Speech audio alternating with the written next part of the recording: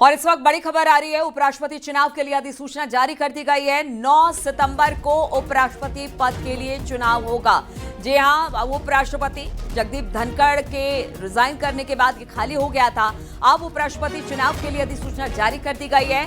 9 सितंबर को उपराष्ट्रपति पद के लिए चुनाव होगा। हालांकि उम्मीदवार कौन होगा, क्या होगा, वो तो बाद में तय होगा, लेकिन अधिसूचना जारी हो गई है। 9 सितंबर को उपराष्ट्रपति पद के लिए चुनाव होगा। बातचीत करने के लिए अनूप गुप्ता हमारे साथ जुड़ गए हैं। अनूप जी, क्या जानकारी मिल रही है? जिस चीज का इंतजार था कि क्योंकि उपराष्ट्रपति ने इस्तीफा दिया था, उस दिन से ही ये साफ हो गया था कि जो इलेक्शन कमीशन है वो जल्द से जल्द चुनाव कराएगी। अब उसकी घोषणा जो है वो चुनाव आयोग ने कर दी है और 9 सितंबर को जो है वो अगर आवश्यक हुआ तो चुनाव कराए जाएंगे। और इसमें जो नॉमिनेशन फाइल करने की आखिरी तारीख है वो 25 अगस्त है।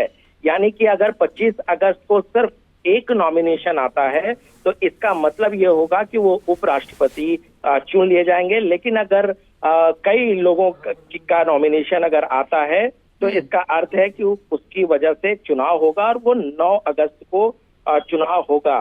तो कह सकते हैं कि अब जो ये उल्टी गिनती थी, जिस तरह से जगदीप धनखड़ ने इस्तीफा दिया था, तो अब ये तय हो गया है कि 9 सितंबर को देश का अगला उपराष्ट्रपति कौन होगा, उसकी उसका आधिकारिक जो है वो चुनाव उस दिन हो जाएगा। जी, यानी अगर एक नाम हुआ तो निर्विरोध चुन लिया जाएगा और अगर एक नाम से ज्यादा हुए तो ही चुनाव होगा। जी बिल्कुल, देखिए ये नियम ही है, चूंकि नोटिफिकेशन जारी कर दी गई है 17वां उपराष्ट्रपति निर्वाचन का। तो ऐसे में जो आप नोटिफिकेशन देखेंगे उसमें साफ तौर से लिखा गया है कि जो 7 सितंबर का दिन है, अगर मतदान आवश्यक हुआ, यानी कि अगर 2 कैंडिडेट हुए और मतदान की संभावना हुई तो उस दिन मतदान कराया जाएगा। यानी कि अगर एक नॉमिनेशन होता है तो फिर चुनाव नहीं कराया जाएगा, क्योंकि जो अभ्यर्थी के वापस लेने की आखिरी तारीख यानी 25 अगस्त तक अगर नॉमिनेशन फाइल करके कोई वापस ले लेता है तो फिर मामला वहीं खत्म। अगर एक से ज्यादा होता तो फिर चुनाव की संभावना। अनूप जी, नामों पर बड़ा कयास लग रहा है, कुछ अब तक नाम का खुलासा हो पाया है क्या? देखिए बिल्कुल, देखिए नाम का कोई भी खुलासा अभी नहीं हुआ है, क्योंकि नोटिफिकेशन अभी जारी हुआ है। तारीख का ऐलान जो है वो इलेक्शन कमीशन ने कर दिया है। अब ऐसे में देखना होगा कि सत्ता पक्ष और विपक्ष किस तरह की रणनीति बनाती है। सत्ता पक्ष के तरफ से तो ये जो सूत्र बता रहे हैं कि एक नाम होगा, और विपक्ष, क्योंकि देखिए इंडिया अलायंस जरूर है, लेकिन क्या विपक्ष के तरफ से पूरा एक यूनाइटेड अपोजिशन का एक कैंडिडेट होता है या वो देंगे नहीं देंगे। हालांकि इसकी संभावना ज्यादा है कि जो विपक्ष है वो अपना कैंडिडेट भी इस चुनाव में उतारेगा। तो ऐसे में अभी इंतजार करना होगा कि कौन कैंडिडेट सत्ता पक्ष की तरफ से और विपक्ष की तरफ से होता है। इसके लिए इंतजार करना पड़ेगा, लेकिन बहुत ज्यादा इंतजार नहीं करना पड़ेगा। बहुत जल्द नाम पर फैसला जो है वो सत्ता पक्ष और विपक्ष की तरफ से हो जाएगा। देखिए, जिस कंडीशन में जगदीप धनखड़ ने इस्तीफा दिया उसको लेकर बहुत सारी बातें सामने आई कि कैसे हुआ, क्या हुआ।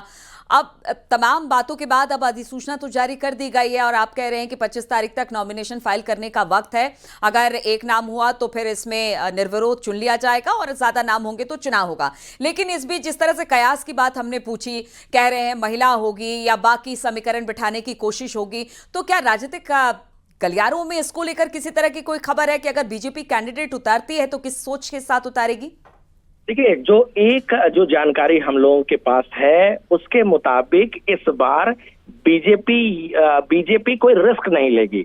रिस्क नहीं लेने का अर्थ ये है कि जो संघ और बीजेपी के तरफ से वरिष्ठ नेताओं का मानना है कि जो बीजेपी के कोर जो नेता होंगे, जो बीजेपी के नीतियों, बीजेपी के विचारधारा से जुड़े हुए जो नेता हैं, उन्हीं को इस बार उपराष्ट्रपति पद के लिए खड़ा किया जाएगा।